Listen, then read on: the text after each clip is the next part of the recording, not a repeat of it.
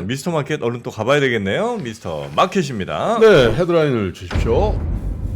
네, 사실 어제 이게 증권시장에는 이게 제일 큰 뉴스인데 어제 사건 사고가 워낙 많아가지고 좀 묻힌 바가 있지.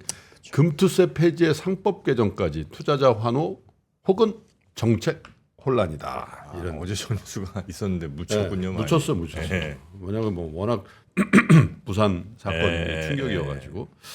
자, 어제 윤석열 대통령이 여의도에 왔어요. 거래소에 이제 그 신년 뭐라고 하나, 뭐 신년 할애식이라고 하나, 뭐 이런데 이제 오셨는데 왔는데 이게 사실 이례적인 건 아니에요. 의뢰 온 건 연초에? 아니고 네. 연초에는 이제 사실은 뭐 그냥 거래소 이사장하고 뭐 유관기관 뭐 이렇게 해서 하는데 오늘 특별히 좀 온 것 같아요. 근데 여기 와서 증권시장에 관련해서 두 가지 굉장히 중요한 뉴스를 냈죠. 하나는 사실 내년부터 이제 금투세가 도입되게 돼 있는데 이거 폐지 노력하겠다. 폐지하겠다. 이게 뭐 정부 여당에서 폐지하려고 하는데 이게 사실 세법을 개정해야 되는 문제예요. 왜냐하면 세법을 통과시켜 놓은 거예요.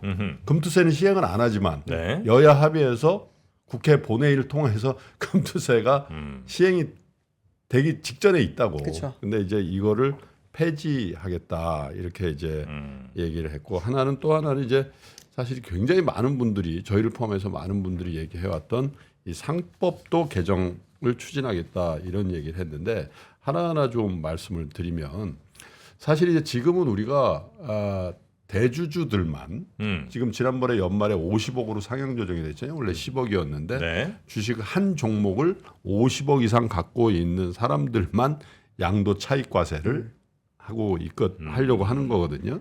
근데 금투세가 도입이 되면은 그런 거 보유 이런 거 관계없이 연간 차익이 5천만 원까지는 연간 비과세고 차익 5천까지는 네, 비과세고 5천만 원을 초과하면 20%, 3억 원을 초과하면 25%의 세금을 부과하려고 하던 참이었단 말이에요. 근데 요거를 아예 폐지하겠다 이런 의지를 밝혔습니다. 근데 이 주식 관련 세금은 좀 복잡해요. 네. 양도 차익 과세가 있고 우리가 엄연히 뭘 내고 있습니까? 거래세. 거래세를 거래세 내잖아요. 내고 있죠. 그래서 각국은 지금 어떻게 하고 있는지 간단한 차트를 가지고 제가 설명을 해드릴게요. 차트 하나 보여주세요. 미국은요. 주식 양도세율이 15에서 20%에 해당돼요. 저것도 이제 지분율이라든지 뭐 금액에 따라서 조금 차등 과세를 하고 있는데 증권 거래세는 제로입니다. 그 다음에 영국은 10에서 20%의 양도세율을 매기고 있고 증권거래소는 0.5%를 내고 있어요. 일본도 거래세가 없고 양도세율은 단일과세로 20%를 내고 있는데 대한민국은 아까 말씀드린 50억 이상의 대주주에 한해서 물론 저게 장외 주식은 양도차익과세 합니다. 그러나 상장 주식에 대해서는 코스닥이든 코스피든 구분 없이 대주주에 한해서만 20에서 25% 내고 있는데 증권거래소가 농어촌 특별세 포함해서 0.18%를 내고 있다. 이렇게 돼 있어요. 그러니까 굉장히 복잡해질 거예요. 만약에 금투세가 도입이 되면은 네. 왜냐하면 이게 어디 뭐 이게 그리고 뭐 이게 손실이 났을 경우에는 어떻게 되는 거냐 또 뭐 그 펀드하고는 어떻게 되는 거냐 굉장히 복잡하게 돼 있는데 네. 그래도 어쨌든 이거를 없애고 기존에 금투세를 하려고 했을 때도 저 거래소는 계속해서 낮춰가지고 이제 의미 없게 만든다라는 그게 같이 들어가 있었던 거거든. 근데 이제 그러면 금투세만 없애면 거래세는 그냥 존치가 되는 건지에 대해서는 아직 명확한 건 아니에요. 네. 근데 물론 이제 세수라는 측면을 좀 감안해야 되지 않겠어요? 그렇죠. 근데 이제 금투세가 만약에 시행이 됐다면 추정컨대 어느 정도 세수가 늘었을까 이렇게 생각을 해볼 수 있는데 이게 사실 전에 금투세 도입하려던 시점의 분석이기 때문에 정확한 건 아닌데 대체로 1조 5천억 정도 금투세가 거칠 것이다 이렇게 추정을 해요. 네. 금투세로서. 근데 현재 우리 거래세를 얼마나 내냐면 2020년도에 8조 8천억이 거쳤어요. 2020년 장 좋을 때는 10조 3천억 걸렸어요. 야. 2022년도에 장이 그렇게 안 좋을 때 6조 3천억 걸렸어요. 실제로. 그래서 거래세를 완전히 없애고 금투세를 하면 세수 펑크 납니다. 근데 이제 거래세의 단계적인 인하와 금투세 상승 뭐 이런 것들을 감안해서 이제 시행을 했던 건데 사실 이제 그때하고 지금하고 뭐가 바뀌었냐면 투자자의 수가 절대적으로 늘었어요. 예. 왜냐하면 이걸 논의했던 게 2017년도부터 논의를 했던 거거든요. 물론 법통과는 그 이유지만 그런데 지금 금투세 백지화를 얘기하고 있는 이 시점에서 투자자가 거의 2배 늘었거든요. 네네. 1,400만을 추정을 해요. 그때 이제 금투세 논의할 때는 500에서 600만, 700만 뭐 그 정도 이렇게 전 국민이 주식 투자를 한다고 할 정도로 이렇게 이제 많아지다 보니까 사실 정부도 여당도 야당도 증권 투자자들의 어떤 이런 여론이라든지 이런 것들을 굉장히 의식을 할 수밖에 없는 그런 상황이 됐다라는 측면도 어제 대통령의 발언을 끌어낸 배경이 아닌가 이렇게 생각을 하죠. 또 일각에서는 사실 이제 총선이 얼마 안 남았기 때문에 총선에 관련된 개인 투자자들의 마음을 살려는 어떤 정책 아니냐 이런 이제 언론사들의 반응들도 있는 것 같긴 해요. 그래서 이렇게 되면은 금투세 논의는 말씀드린 것처럼 세법을 개정해야 될 부분이기 때문에 여야 간 합의가 있어야 돼요. 네. 그래서 이제 문제는 이제 국힘당은 당연히 이게 원래 후보 때 공약 사항이었거든. 국힘당은 당연히 이제 금투세를 폐지하는 당론을 정하게 될 것 같은데 민주당이 어떻게 할 거냐 이제. 왜냐하면 민주당 정부 때 추진해서 여야 합의를 통해서 통과시킨 거거든. 근데 이제 민주당 입장에서는 야 이게 뜨거운 감자가 되는 거지. 왜냐면 이거 야 이게 조세정인이 뭐 옛날에 했던 건데 이거 부장감세니 뭐 이런 얘기를 딱 하면은 기본적으로 이제 1,400만 개인 투자자들에 대한 이 반응도 염두에 둬야 되기 때문에 민주당 쪽에 이제 반응을 좀 봐야 되고 어제 사실은 제가 좀 주목했던 거는 이 금투세도 금투세지만 상법 개정안을 추진하겠다 이렇게 돼 있는데 요 설명을 좀 드릴게요. 차트 하나 더 보여주세요. 상법을 개정해야 된다고 줄창 저희가 주장을 했고 또 행동주의 펀드를 비롯해서 이게 가버넌스를 중요하게 생각하는 분들이 주장해온 바가 뭐냐면 현재 상법상 이사 있잖아요. 이사, 등기 이사. 이사는 회사를 위해서 직무를 수행하는 사람이다. 이렇게 개념 정의가 돼 있어요. 네네네. 회사. 근데 이거를 바꾸려고 하는 시도가 있었던 거예요. 예를 들면 민주당의 이용호 의원은 이사는 주주의 비례적 이익과 회사를 위해서 직무를 수행한다.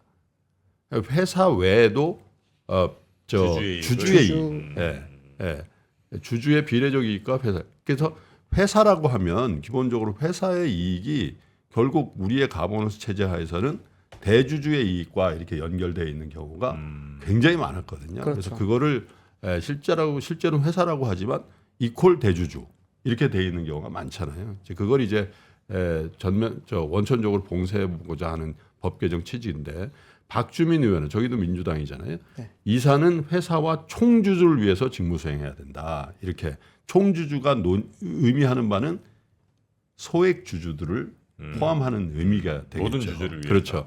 근데 이제 저거는 이제 국힘당이 아니라 집권 여당인 국힘당이 아니라 야당인 더불어민주당의 의원들이 저거를 이제 입법안을 낸 상태인데 사실 대통령이 이걸 하겠다라고 하니까 그러면 이거는 여야 합의가 분명히 될 가능성이 많죠. 네. 물론 이제 법안의 조문의 수정이라든지 이런 것들을 이제 추진해야 되겠습니다만은 결국은 이제 총선 이후에 이런 세법이라든지 금투세라든지 상법 개정안 같은 것들이 추진이 될 가능성이 있다. 그렇게 얘기가 되고 있는 거죠.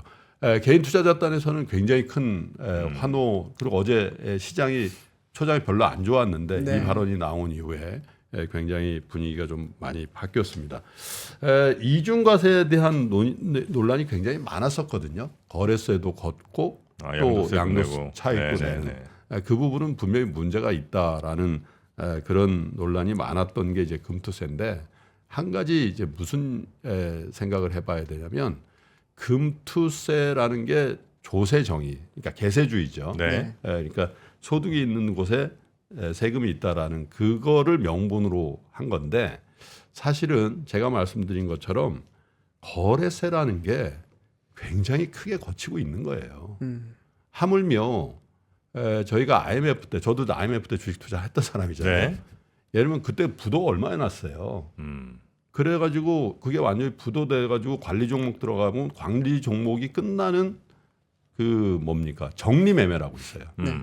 완전 상장 폐지되는 네. 정리 매매할 때도 거래세를 아 완전 나 망해버렸는데. 자기가 주당 10,000원에 샀어. 그래서 20원. 10몇 원에 거래하고 있는데 거기서 거래세 들어.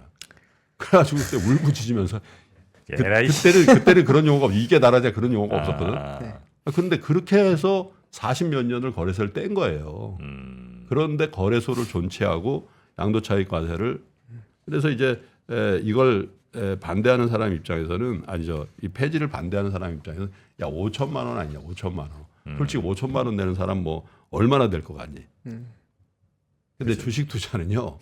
또 다른 부동산이나 이런 거하고 좀 다른 게 내가 지금 1,000만 원을 해도 5천만 원을 벌 수 있다는 그런 꿈을 가지고 하는 뭐 거거든. 그렇긴 하죠. 그렇죠. 네. 그래서 그게 좀 다른 개념이에요. 그래서 적어도 두 가지 세금이 혼선을 내고 이중과세하는 거는 문제가 있다라는 그런 요즘이 많았거든요. 그래서 어쨌든 이제 논의가 시작될 겁니다.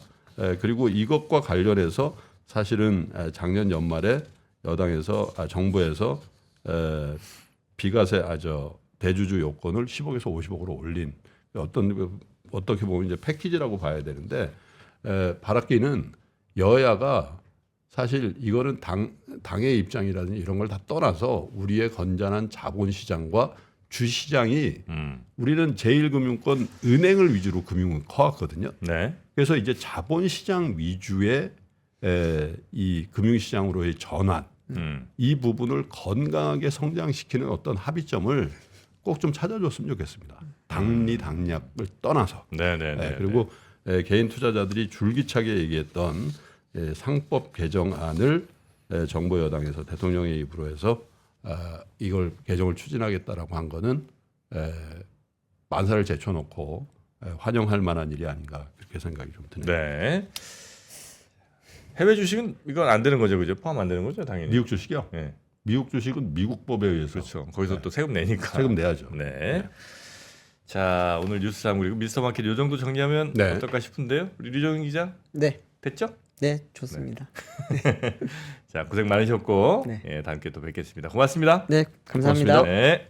외환위기 오는 거 아니에요? 금융위기 오는 거 아니에요? 이런 질문들을 좀 굉장히 많이 받았었습니다. 탐욕이 되게 강했을 때 위험자산으로서의 극단적인 쏠림이 나타나고 공포감이 극에 달했을 때 안전자산으로서의 극단적인 쏠림이 나타나거든요. 과거의 일이 미래에 똑같이 일어난다 이건 아니지만 그때 당시에 위기 상황에서는 어떤 공통점들이 있었는지를 보면서 우리가 대비를 하는 방법도 고민해 볼 수 있고요. 과거를 제대로 이해하는 순간 위기의 실체가 드러납니다. 오건영의 현실 경제 이야기를 서점에서 만나보세요.